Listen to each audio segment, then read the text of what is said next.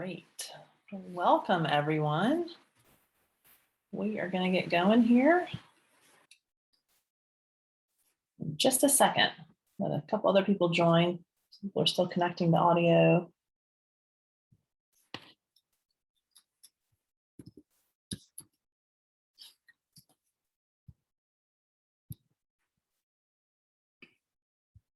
Looks like people are connected. That's good.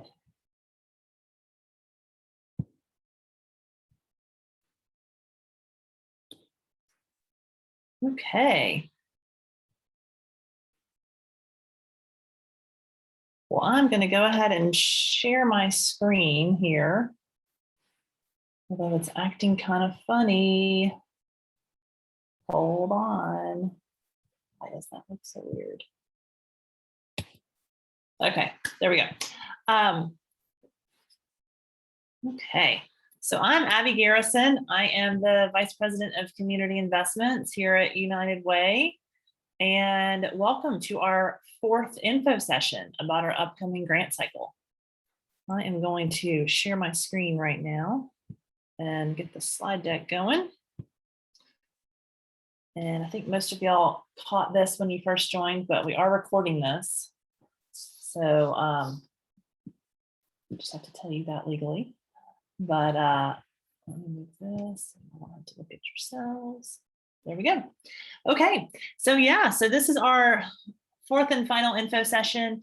Do want you to know that you know, if you have any friends or colleagues or board members who wanted to attend but just weren't able to, we have posted one of the previous versions of this. Just like I said, this is the fourth time we've done it. To our website. So everything, all the information you're going to need, and we'll share this again at the end, can be found at uwchat.org/community investments. So we've stood up a new web page and are putting everything in through there. Other housekeeping things are that we will be sharing out this slide deck afterwards to all of y'all who are here. So don't feel like you have to take furious notes. You will get the information. And I am going to, unfortunately for all of y'all, do quite a bit of talking of running through these slides and lots of information about our grant cycle. But I'll try to keep an eye on the chat. And if I miss a question in the chat, I will definitely have time at the end to address those and or to let you guys unmute and just shout out your questions at the same time. So without further ado, let's get going. Here's what we're going to cover today. We're going to do some just kind of quick intros of us here at United Way. Then I'm going to share with y'all a little bit about where we've been from a grant making standpoint.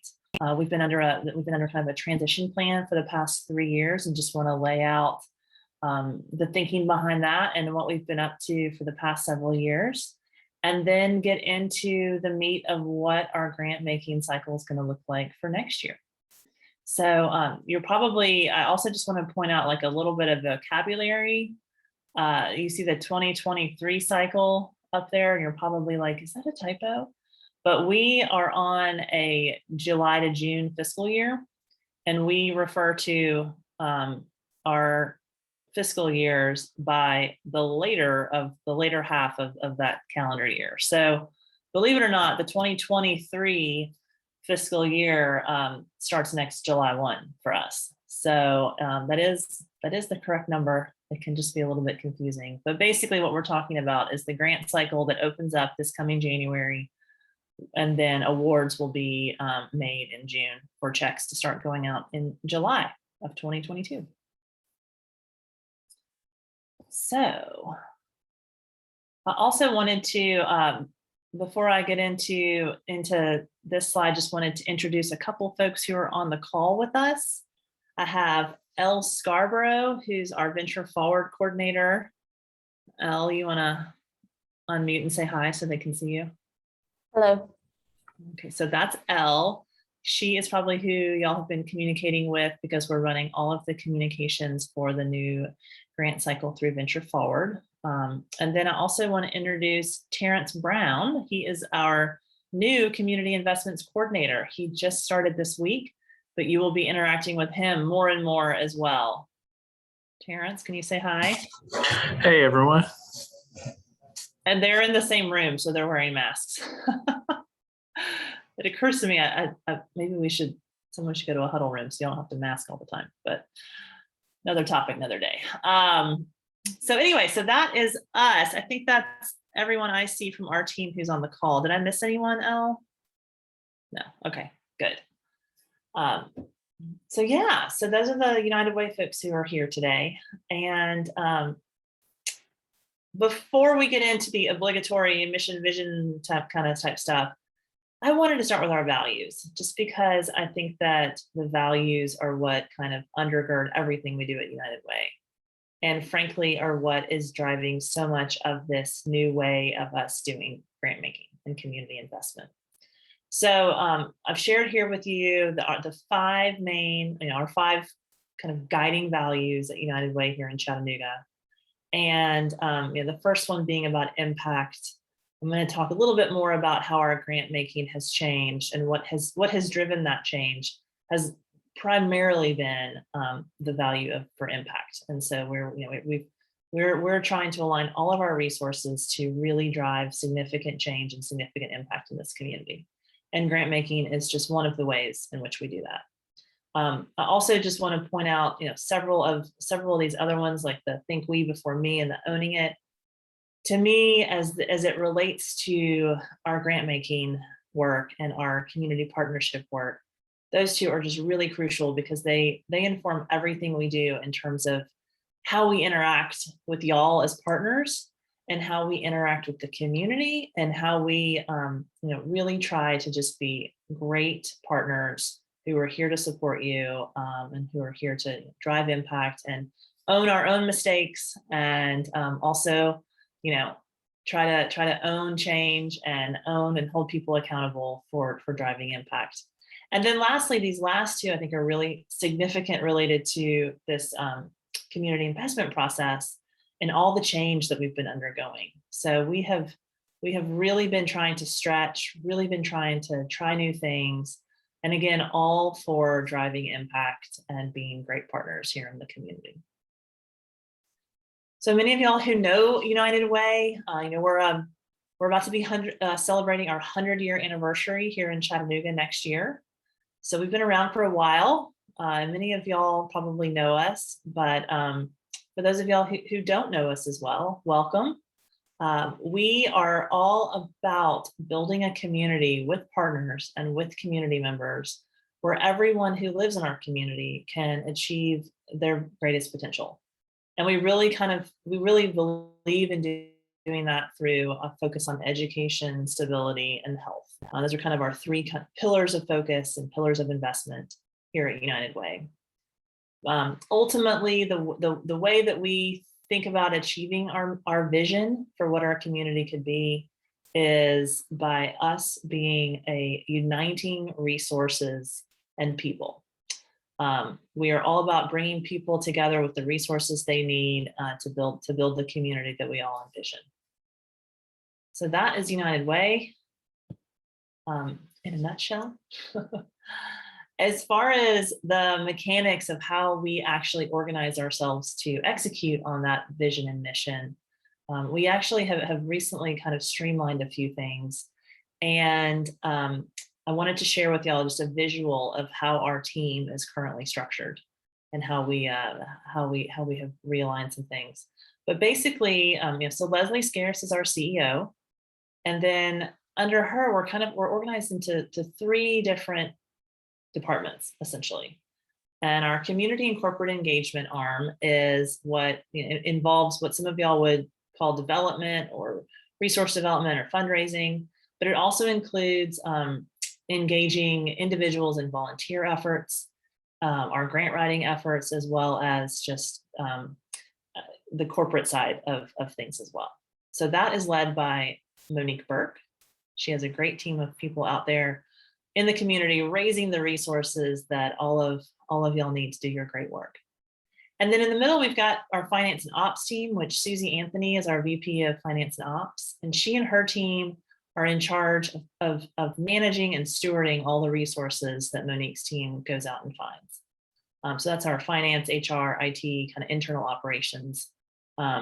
That's Susie's team. And then lastly is my team, the team that I get to be a part of, which is what we call community investments. And certainly the grant making piece is a big part of that. That is one of the most direct ways that we invest in the community, but it also includes several other things too, including our data lab and venture forward, which are all about building capacity in the nonprofit sector. We also have several programs that we ourselves run at United Way, like the 211 Resource Referral Network and Building Stable Lives program.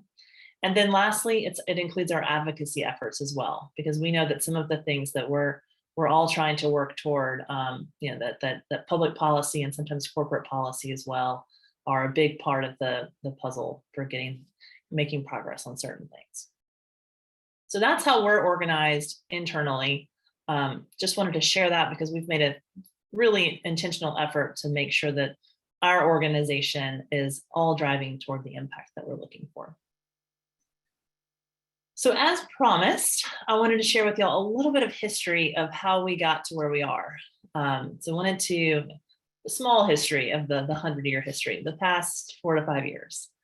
So let's start first with our footprint though. So for those of y'all who are new to working with United Way, just really want to clarify that our footprint of focus from the community investment standpoint involves these 6 counties. And sometimes people get a little confused because the 211 footprint is much larger. It covers a 16 county footprint and goes into North Alabama. But from a grant making standpoint, these are the 6 counties in which we invest. And then within that, we kind of subcategorize it even further. So we have 3 investment committees that make investment decisions for 3 different areas. So that's Hamilton County is one, and then Marion and Sequatchie County are together as a committee, and then our Northwest Georgia committee as well, which is Dade, Walker, and Catoosa County. And the reason this is important is that, and you'll see in a slide in a second how the dollars actually go out, is that where we raise the dollars is where the dollars then get invested. So just want to keep that in mind, that that where we have campaigns and where we do fundraising, that those dollars do stay in the footprint of where they're raised. So looking back, so some of y'all are more familiar with United Way than others. But what you may or may not realize is that we have a pretty long history of dating back to when we were the kind of community chest model of raising dollars and then distributing them out to nonprofits in the area. We used to call this allocations. And if it sounds very transactional, because frankly, it kind of was a little bit. And about 5, 6, 7 years ago, started hearing from you guys, hearing from community members, hearing from within the United Way network, from our own board, our own staff, that perhaps the allocations model could be improved. And what the allocations model was essentially, we went out and fundraised and then distributed to almost the same organizations every year. There was a little bit of flex in that, but generally speaking, it was the same organizations that we've been funding for years and years. And getting on that list was a little bit opaque of how you got to become one of the organizations that was funded. It was very kind of the old school method of doing allocations.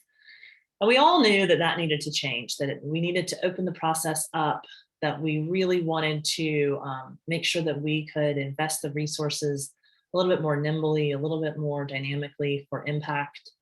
And we undertook in 2017 a really robust planning process. We used a design thinking methodology and had a great process that involved many of y'all, frankly, in designing what a new community investment model could look like for us here in Chattanooga. And what came out of that was essentially a shift toward being a process that's more inclusive, i.e. open to more nonprofits, that was really about driving excellence and impact, and that also really valued collaboration, because we know that there's finite number of resources for a plethora of different problems, and that we really needed to encourage collaboration. So getting there was another question though. So what we did, we designed with many of y'all, a 3-year transition process that we just wrapped this past investment year. And essentially every year, our existing partners could either take a predetermined amount of dollars that were allocated to them, and every year that amount got a little bit less, or at any point they could opt into a competitive application process. And along the way, all the organizations were eligible to apply for capacity building funds and for innovation funds.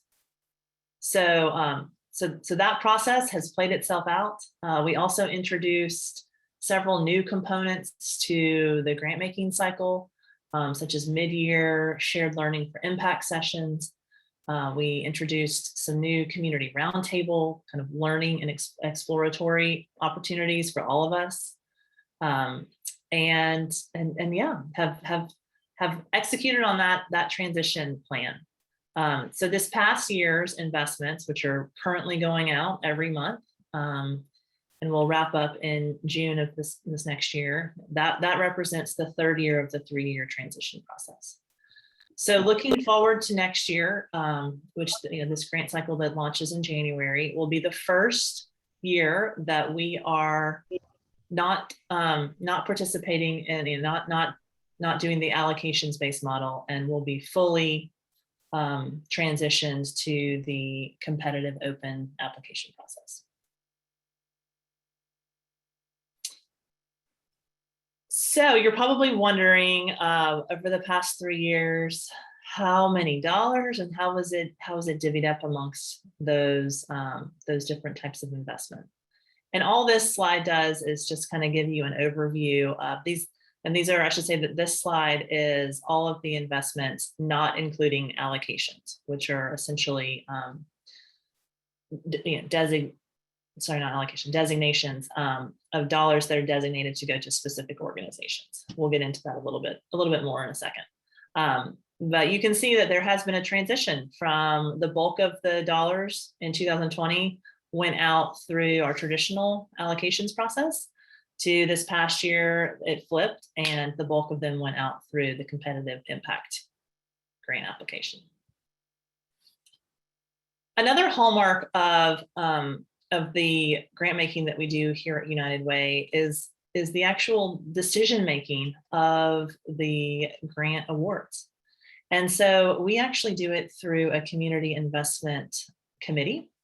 I mentioned that for each of the three geographies that we have a committee for each of those.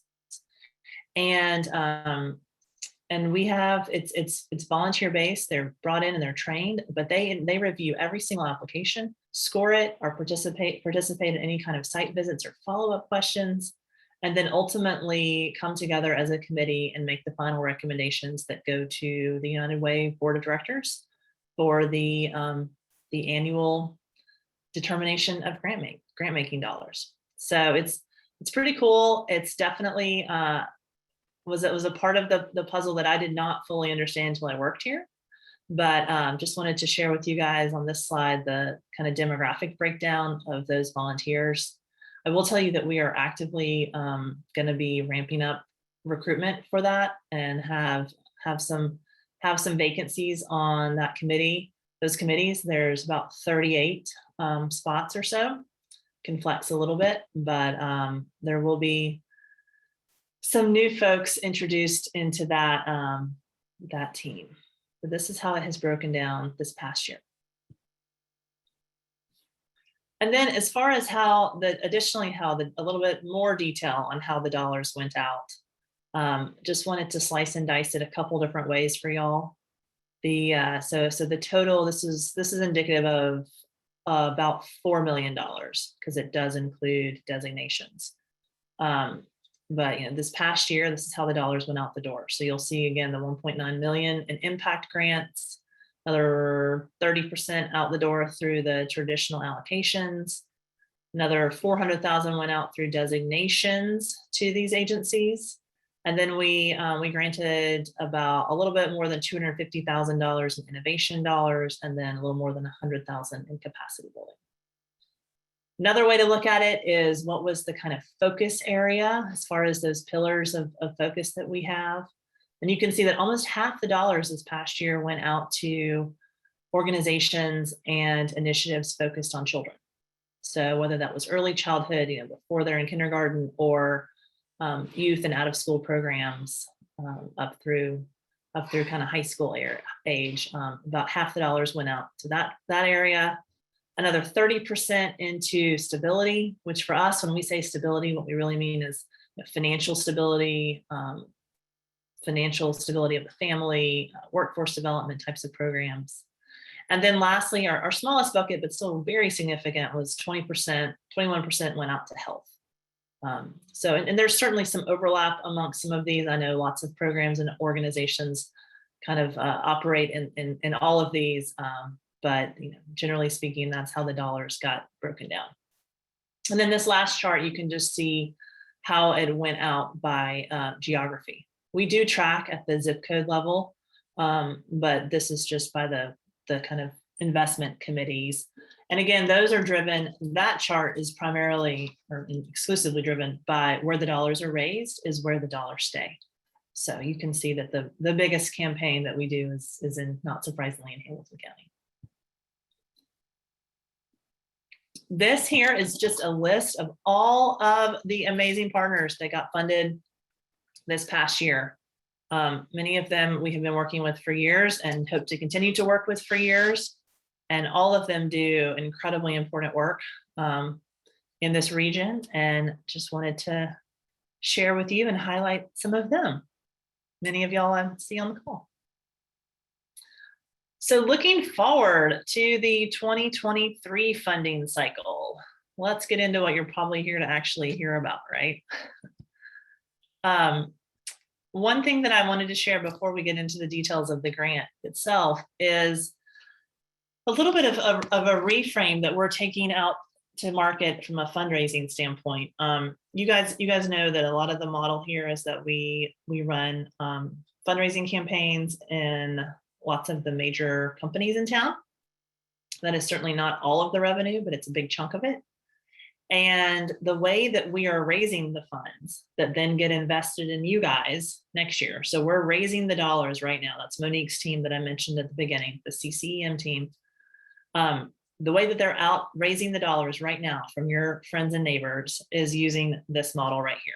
And that is very similar to how we've been deploying the funds, but we've actually never raised the funds with this kind of verbiage before, and it's getting great traction.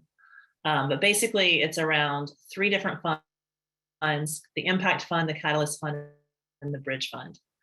And for the purposes of grant making, that is really referring to the Impact and the Catalyst Funds. So the Impact Fund is all about, if you're a donor, or your neighbor is a donor at a local company, and they want to give to organizations and efforts that are kind of big, bold, impactful efforts that are a little bit more tried and true, like we know that they work, they're transformational, then the Impact Fund is where they would put their dollars. The Catalyst Fund is for your friends and neighbors and community members who want to invest in perhaps a little bit riskier things, but really trying new innovative solutions to our community's oldest problems, right? So the Catalyst Fund is where you can invest in innovation. It's also where you could put your dollars as a donor if you're interested in making sure that nonprofits have the capacity that they need to do this work well. So many business people understand that you have to invest in infrastructure in order to really run a great business. And we're out there making the same case on your behalf every day to donors. And then lastly, the bridge fund is up here, but it's not related to the grant making that we're doing, that we're talking about today. The bridge fund is how we raise dollars and then deploy dollars out primarily to individuals in need. So you guys might recall in 2020, we had what we called the Restore Hope Fund or the Tornado Response Fund. Those were raised through what we now call the Bridge Fund, and those are really a little bit more focused on crisis response and primarily support individual families who have very specific kind of individualized needs. So the grant making to organizations and 501c3s we do out of the Impact and the Catalyst Fund. And then lastly, we're certainly out there, if none of these is where people want to put their dollars, but they just want to give us the most flexible dollars they possibly can, they can also just make a general operating or general donation to the undesignated fund that we can then pass on to any one of y'all, depending on the applications we get. So this slide really just kind of articulates additionally how the grant applications kind of come into the different funds. Community volunteers make the final decisions, and then they go out to you guys. I also wanted to, as we look forward to kind of look to the past and look forward, I wanted to share with y'all, for those of you who are new to working with United Way, some of the kind of guiding principles that we have for how we think about grant making.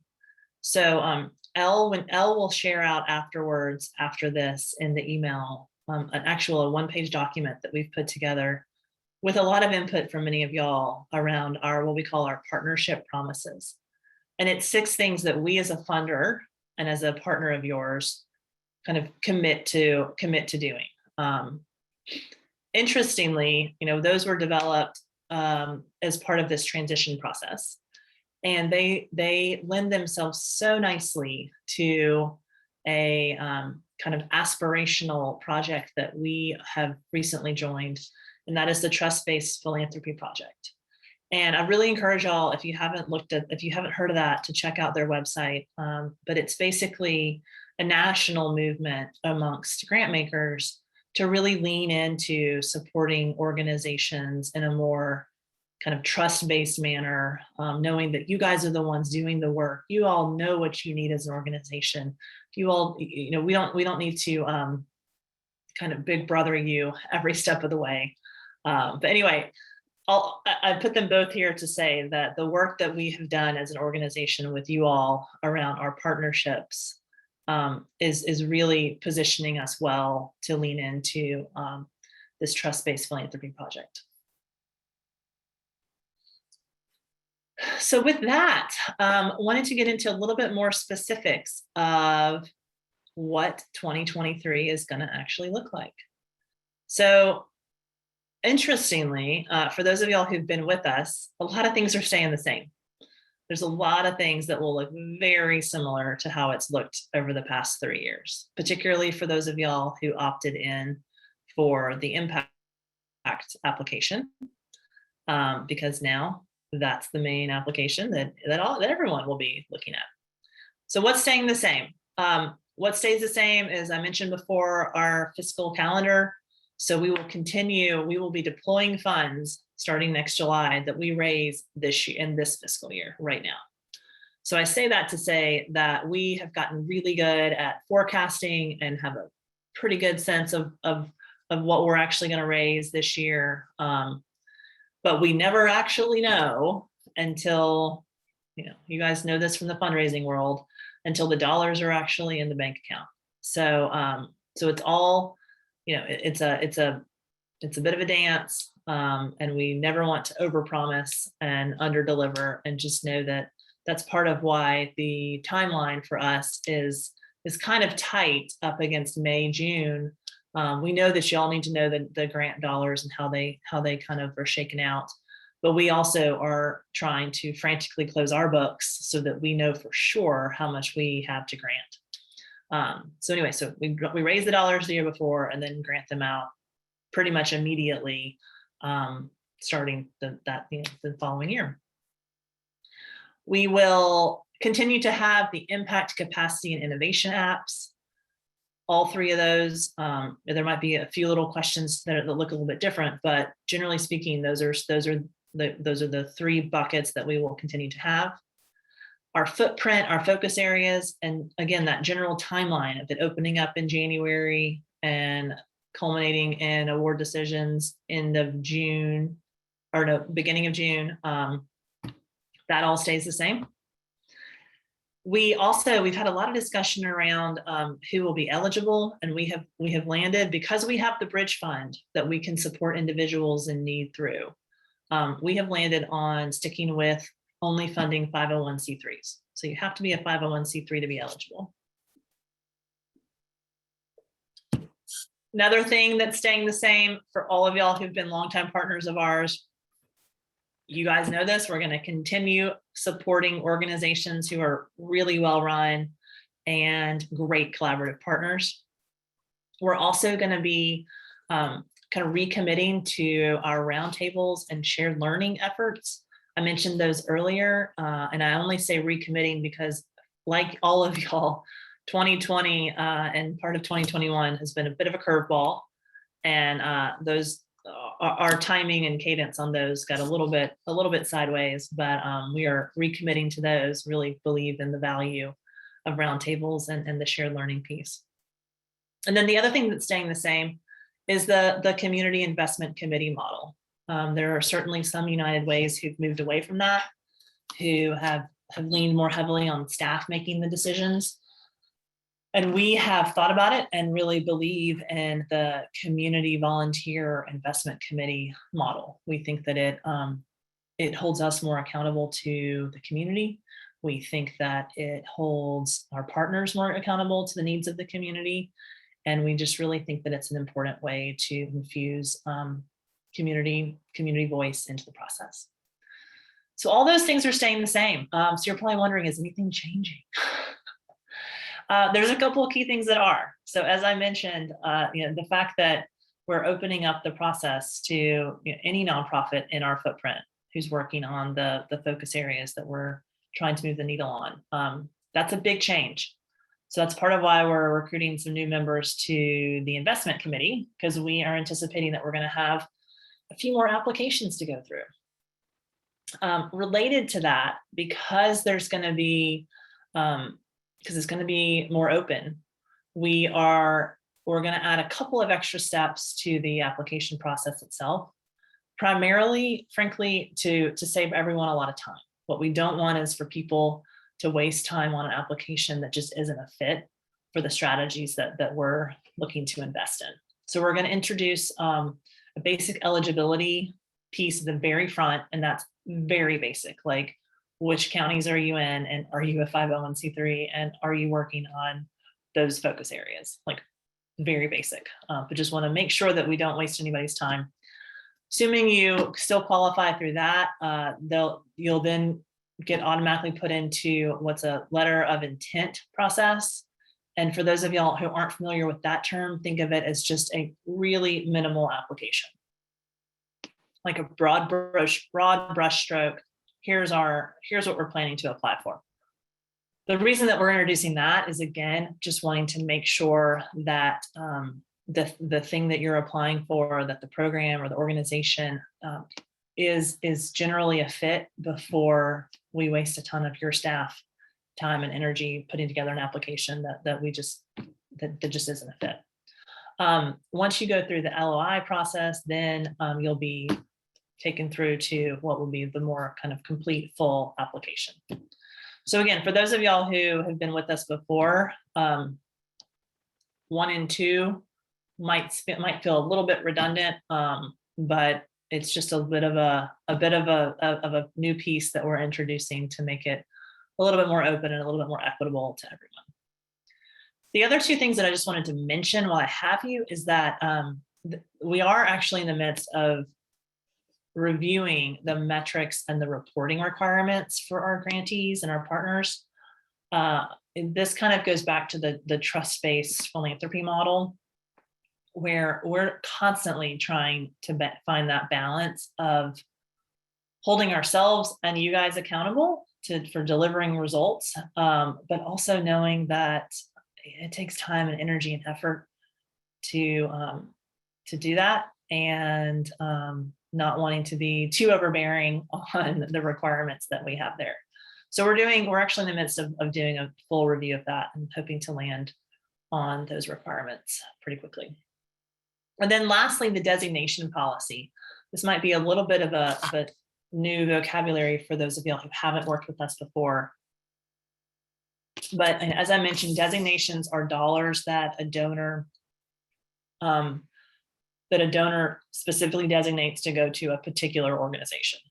And we transact $400,000 last year to the funded partners through the CI process. It was $600,000 in total because we do some designations to other United Ways.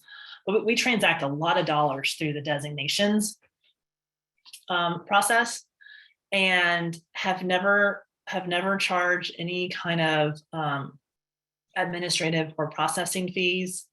We have historically, the organizations that were a part of the designations list was very similar, a little bit different, but very similar to the group of organizations that was on the allocations list. So all of that is under review right now. We know that we can't very well open up our grant making to everyone, but keep a designations list that's a subset of that. But at the same time, we also know that you can imagine, we can't process $600,000 worth of donations and potentially more if that list is now bigger, without figuring out how to cover our costs on that. So anyway, all that to be said, the designation policy is being undertaken by our board at our November board meeting, and is likely going to change. And as soon as it does, we will communicate that to partners. So all that said, couple opportunities for those of y'all who want to keep being engaged with us. The first two that are on here are to current grantees. So we have our innovation group that's going to meet up, and then we will also have our shared learning for impact session that's coming up October 28th. So both of those, if you're already a current grantee, be on the lookout for those, and hope you'll join us. And then for those of y'all who are not current grantees, we want to invite you to join our community roundtable effort. So have not quite landed on the exact dates for those, but in November and December, we are gonna have a couple of different community roundtable sessions, very focused on better understanding the data of what the data is telling us our community needs, and then figuring out how to be more collaborative and come up with some potentially collaborative ideas for us all working together. So all of those things lead toward the grant application itself opening the beginning of January, and hope that you are excited to join in on that. So I'll leave you with this. Just wanted to share a couple of ways to get in touch with us. We do have a new email inbox that might be new to some of y'all, but impact@uwchat.org goes to several of us on the investments team. If you have any general questions, feel free to shoot an email that way, and we will get you the answer. Also mentioned the website that's new. There's a new web page that is all things community investments related. And then lastly, I think most of y'all are already signed up because you're here, but if you have friends or colleagues or board members who want to stay in the loop on this process, encourage you to sign up for the newsletter at Venture Forward, because that's how we are going to communicate this grant cycle to all of the entire nonprofit sector in our region. So with that, I am going to finally look at the chat, although no one has put any questions. Have you? No one has put any questions in there. So if you have questions, feel free to unmute or to put them in the chat, and I will try to take them.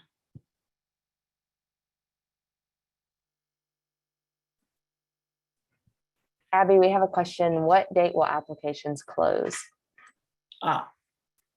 We are still figuring out the specifics of that, frankly, with our vendor around mechanics of that 3-step process. So I don't have a firm date for you, but generally speaking, it will be the whole application process will be finished by sometime mid to late February, as far as the written portion of it. We then will likely have follow-up questions, and sometimes the volunteer advocates want to do site visits, which we organize for them. Okay, can you go over the difference in the 3 types of grants? Yes. So impact grants are, and I'm just going to go ahead and answer the question that all of y'all are probably wondering, which is how much are the grants for? I'll tell you that the impact grants are, we do not put a specific dollar amount on them. They have in the past averaged about $150,000. Now, keep in mind that was with a group of the potentially smaller group of applicants, right? So we're gonna have to be a little fluid and flexible on what that looks like next year, because we really just don't know how many applications we're gonna get. But to answer your question, the impact application is about, it's very focused on collaboration. It's very focused on showing impact and outcomes. It is very focused on really kind of those efforts that we know are top-notch, really kind of, for the most part, tried and true and proven, that we just know that our community needs and that your organization can deliver on. So it's kind of your bigger, more traditional grants from United Way. The innovation application is, those have averaged $22,000 over the past 3 years. We have typically capped them at $25,000, and we are 95% sure we're going to cap those at 25 again this year, just based on dollars. But that will be officially released in the RFP. If that changes, like, definitely pay attention to that. But it's probably going to be a $25,000 cap. And those are focused on trying new programs, new initiatives. Really kind of think of those as pilot phase dollars for innovations that you're wanting to try, but we all know it's hard to find innovation dollars, right? Like, nobody wants to fund things that aren't proven. That's what those dollars are for. Those are for you guys to try some new things, to try that new program that you've always wanted to adapt from somewhere else, and try here in Chattanooga or the Chattanooga area. That's what the innovation dollars are for. And then capacity building dollars are similar in size and scale to innovation, but pretty, very straightforward in the sense that it's for a capacity effort that you just need to build the capacity of your organization, to build your own sustainability, to invest in your team, to invest in your infrastructure. Again, have carved those off separately, similar to innovation, because we know that those are difficult dollars to find. But we also know strategically that they're really important. Can you apply for multiple grants? Yes, you can. You absolutely can. There was one in the chat before my comment. Is January 4th the beginning of the process for new applicants as Yes. well, with the eligibility process starting? Thank you. Yes. Yes, it is. That's when the whole thing is going to open. And that's for everyone. So that is the beginning date. Hey, Abby. Hey, Sherry. This is very exciting news. Thank you. The community roundtables in November and December for new nonprofits, what will that look like? And what will be the goals of the roundtables? Sure. Yeah, great question. And we'll definitely have more information coming out on those as well. But the idea behind them, the first one is going to be very focused on data and sharing out kind of state of the community, right? Like, what is the data telling us as far as the kind of situation on the ground? So They are going to be virtual. Frankly, we've been dragging our feet a little bit of like fully committing to dates and times because we were just really hoping, probably naively, that we'd be able to get together in person, and finally realize that's just not viable. So they will be virtual. We'll do breakout rooms though. We'll try to make it as fun and interactive as we can, as community roundtable-ish as we can get virtually. But the first one will be focused on data. So really just hearing from the situation on the ground. We'll present out a bunch of different things. And then the second one is what we call our collaboration mashup. And it's essentially taking what we heard in the first roundtable, right? What we learned, thinking about it, and then following up and figuring out, are there collaborations that you could be working on, with another organization working on the same problem with a similar point of view, that might make a great application, for instance, to the Innovation Fund, right? Or might be a great way for you to reframe a component of your application to the Impact Fund. But the idea is that the community roundtables themselves really help inform all of us as far as the need and ideas for solutions that could then feed into the grant application itself. Did that answer your question, Sherry? Yeah, that was very helpful. Thank you.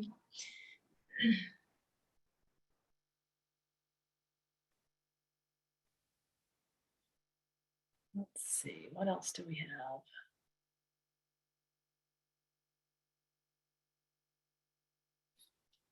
Anything else, folks?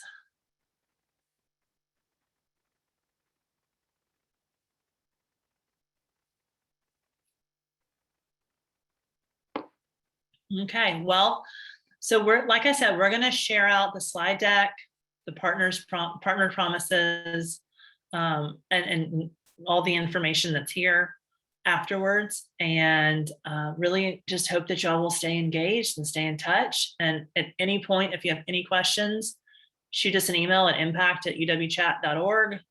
And one of us will get to it. We will all see it, and we'll figure out who's got the answer for you and get back to you. If not, we'll find the answer. But we are just here to be as open and communicative as we can about this process and make it as easy and as painless as a grant application process can be, right? Having been on the other side multiple times, I know it can be nerve-wracking and a lot of work. We're going to try to minimize both of those as best we can. Okay, well, we'll be in touch, and vice versa. Be in touch with us if you have any questions, and we will look forward to getting to know some of y'all and to working with all of you over the coming months. Thanks for coming, everybody.